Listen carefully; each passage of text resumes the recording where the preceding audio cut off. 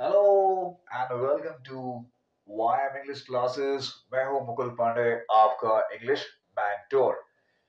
Guys, अक्सर लोग कहते हैं कि अगर आप अपनी इंग्लिश को इम्प्रूव करना चाहते हैं तो एक काम करिए, कोई अच्छी सी इंग्लिश की बुक पढ़िए, अच्छा सा इंग्लिश का न्यूज़पेपर पढ़िए, बढ़िया से आर्टिकल्स पढ़िए।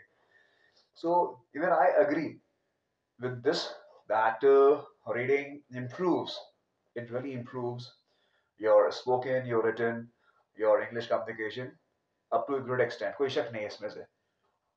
अब हुआ क्या कि कई सारे ऐसे बच्चे होते हैं, कई सारे ऐसे एस्पिरेंट्स होते हैं, इंग्लिश सीखने वाले ऐसे लोग होते हैं जिन्होंने किताब खरीद ली या मोटी खरीद ली किताब। अब क्या हो रहा है कि उसको पढ़ने का मन नहीं कर रहा, बिकॉज अब उनको बोर लग रही है किताब। पता चला कि वो एक ही पैराग्राफ पे अटके हुए हैं और उनका टेम्परामेंट नहीं है पढ़ने का, लेकिन वो पढ़ने बैठ गए अचानक से। या कोई ऐसी बात हुई कि उनको वो समझ में नहीं आ रही बिकॉज उनके पास समय बहुत कम था। ये भी एक रीजन होता है। सो मैं आपको एडवाइस करता हूँ कि सबसे पहले तो अगर आप इंग्लिश इंप्रूव करने के लिए अगर आप कोई बुक खरीद रहे हैं, कोई मैगजीन खरीद रहे हैं, सो आप यू जस्ट गो हेड, अच्छी बात है। या कोई न्यूज़पेपर खरीद रहे हैं, लेकिन सबसे पहले आप उसको देख लीजिए कि इसके जो कंटेंट है, इसमें जो लिखा हुआ है, जो आर्टिकल्स है, जो भी इसमें लेसन्स हैं या कहानियां हैं, किस्से हैं, जो भी इसमें इंफॉर्मेशन है, क्या वो आपके टेस्ट का है कि नहीं है।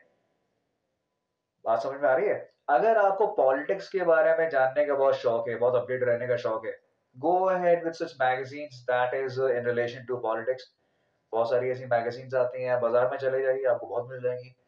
अगर आपको फिल्मी गॉसिप्स बहुत पसंद है, go ahead with such magazines कि वो इंग्लिश में हो और आपको मूवीज के बारे में कुछ बताएं कि आजकल मूवी कौन सी आ रही है, कोई आपके फेवरेट एक्टर के बारे में उसमें कुछ लिखा हो। If you very fond of cars, motorcycles, scooters, you know, cycles, racing cycles, तो आप कोई ऐसी मैगजीन पढ़िए जिसमें इसके बारे में लिखा हो, ताकि आप अपने टेस्ट का तो पढ़िए कम से कम, जो आपको रुचिकर लगे, आपको अच्छा लगे, आपका इंटरेस्ट आएगा। देखिए इससे क्या होगा कि आपका कंसंट्रेशन लॉक हो जाएगा उसको पढ़ने में। सबसे बड़ी बात होती है पढ़ते समय अगर आपका कंसंट्रेशन लॉक हो जाए या आप कहीं और ध्यान नहीं दे रहे हैं and you are just unilateral, आप सिर्फ एक ही जगह फोकस कर रहे हैं पढ़ते समय, आपकी इंग्लिश बहुत इंप्रूव हो जाएगी बिकॉज अब आप फोकस के साथ पढ़ रहे हैं। अगली बात, जैसे ही कोई नया वर्ड आ जाए, बिना उसको जाने इसका मतलब क्या है आगे मत बढ़िए। First of all, refer to a dictionary, understand the meaning of that word, and relate that word with the previous word and try to get the meaning out of it and go ahead.